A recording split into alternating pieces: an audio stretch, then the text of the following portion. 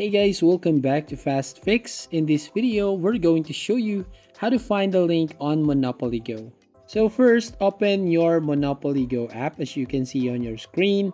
And then right here, you just need to tap on the friends icon right here at the bottom right corner of your screen. So once you open this one, you'll find this option at the bottom. You just need to tap on this green circle, which is invite button.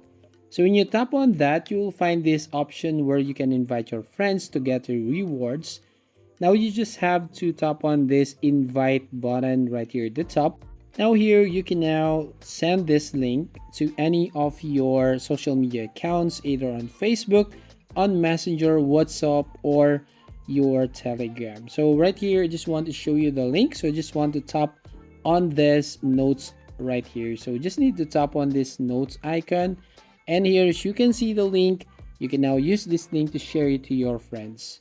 And that's how you basically find the link on Monopoly Go. So if you find this video helpful, please consider to like and subscribe to this channel. And don't forget to hit the notification bell to notify you on the next video.